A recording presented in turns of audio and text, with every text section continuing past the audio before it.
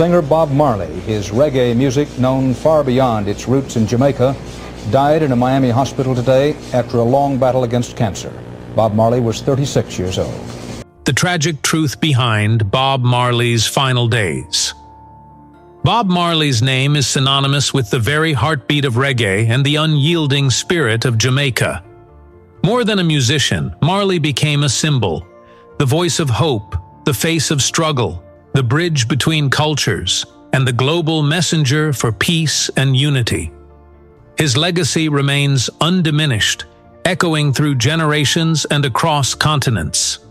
To chart Marley's life is not only to revisit reggae's finest moments, but to understand a phenomenon that transcended sound, an odyssey of resilience, faith, and revolution.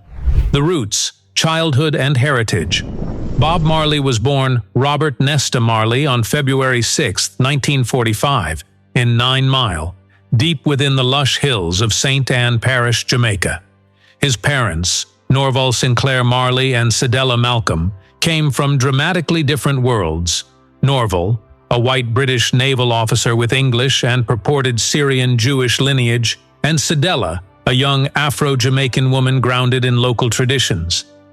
This union sparked tensions, and Bob's early years were marked by complexity, navigating heritage, community skepticism, and the absence of his father, who died when Marley was just 10.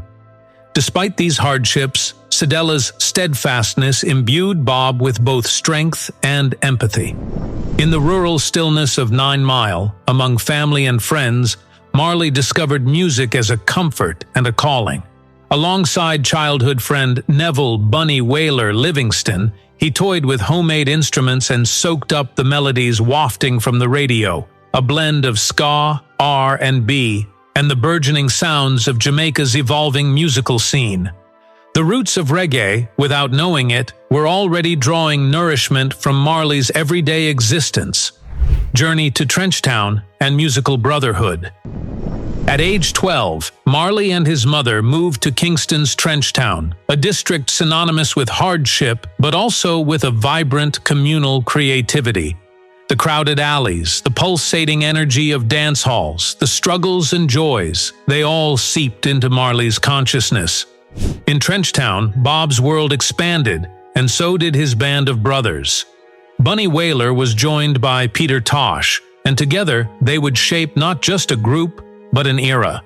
They cycled through band names, the Teenagers, the Wailing Rude Boys, the Wailing Wailers, before settling on simply the Wailers, a title that reflected both their music and their defiant spirit. Under the mentorship of Joe Higgs, a local singer, Marley honed his vocal harmonies and mastered the guitar. Studio One, the Motown of Jamaica, became their creative home, and in 1964, their single "Simmer Down" took Jamaica by storm, selling over 70,000 copies and propelling Marley into the island's musical vanguard. Reggae's ascent, from Jamaica to the world. Through the late 60s and into the early 70s, the Wailers endured lineup changes, yet pushed the boundaries of their sound. In 1972, while in London, Marley landed a groundbreaking deal with Island Records.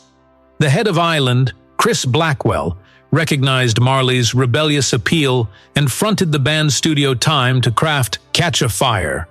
The album, designed to entice rock fans, featured innovative arrangements and packaging, a Zippo lighter-shaped cover, and marked the first time reggae received lavish studio treatment on par with rock acts. Critical reception was enthusiastic, even if initial sales lagged. The band's international breakthrough arrived with "I Shot the Sheriff," covered by Eric Clapton in 1974, which soared on U.S. charts and brought Marley's songwriting to a global audience. The same year, irreconcilable differences led the Wailers to dissolve, Bob, Peter Tosh, and Bunny Wailer each embarking on solo journeys. But for Marley, this was merely the beginning. Fearless words, activism, and ambush. As Marley's fame grew, he became increasingly entwined with Jamaica's turbulent politics. His music radiated a call for justice and unity, but in a country riven by violence, such stances were risky. In December 1976, just days before the Smile Jamaica concert, intended to cool political tensions, armed attackers stormed Marley's home, wounding him, his wife Rita, and manager Don Taylor. Suspected to be politically motivated, the incident only strengthened Marley's resolve. Astonishingly, he performed at the concert 2 days later, his band bolstered by local musicians, and delivered a message of courage and solidarity to 80,000 fans. This defining act elevated Marley from musician to national hero, a figure unbowed by threats, exile, exodus, and triumph. Soon after, Marley left Jamaica for London, seeking safety and inspiration. In exile, he composed two of his most acclaimed albums, Exodus, 1977, and Kaya, 1978. Exodus spent well over a year on the British charts, yielding hits like Jamming, Three Little Birds, and One Love. Meanwhile, legal troubles, arising from marijuana possession, an intrinsic part of Marley's Rastafarian faith, failed to dampen his creativity. Instead, Marley doubled down on the messages of his music, preaching peace and African unity. His return to Jamaica for the 1978 One Love Peace concert marked a watershed.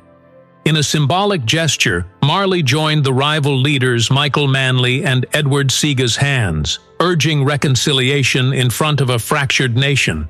In subsequent years, his works Survival, 1979, and Uprising, 1980, underscored political and spiritual themes, voicing opposition to oppression in Zimbabwe and apartheid in South Africa while affirming his Rastafarian beliefs. Rastafari, spirituality, and family. For Marley, music and faith were inseparable.